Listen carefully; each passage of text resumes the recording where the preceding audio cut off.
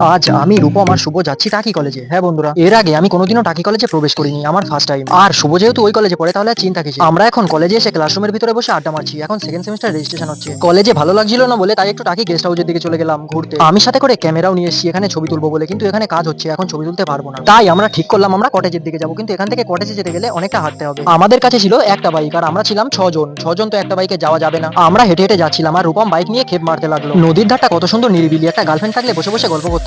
এদিকে আসতেই দেখো এদিকেও কাজ হচ্ছে, মানে সব জায়গায় কাজ হচ্ছে টাকির ভিতরে। কথা বলতে বলতে তো আমি আর শুভ চলেই এলাম টাকি কটেজে। কিন্তু এখানে আসতেই আই এম তো অবাক, এখানে শুধু দেখি চারিদিকে জল আর জল, সবকিছু ডুবে গেছে এখানে। শুধু জল আর জল, চারিদিকে শুধুই জল। এখন আমরা ছবি শুট করবো কোথায়? চলো ক্যামেরাটা আগে ঠিক করা যাক, তারপরেই দেখা যাবে কোথায় ছবি তোলা যায়। আমাদের সাথে এই তিনটে বান্ধবীও ছবি তুলেছিল আজকে। বান্ধবীরা কিন্তু টাকি কলেজেই পড়ে। এখন ছবি তোলা কমপ্লিট, বাড়ি যাবো। কিন্তু রূপম একটা বন্ধুর গাড়িতে উঠে গেল, যেটা ছিল একটা মেট্রো কোম্পানির আইসক্রিমের গাড়ি। রূপমের বন্ধু মানে আমাদেরও বন্ধু, আইসক্রিম খাবো। তারপরে আমরা আইসক্রিম খেয়ে ঠিক 5টার সময় ওখান থেকে বেরিয়ে আসলাম। ভিডিওটাকে কোথা থেকে দেখলে কমেন্টে জানিয়ে যেও।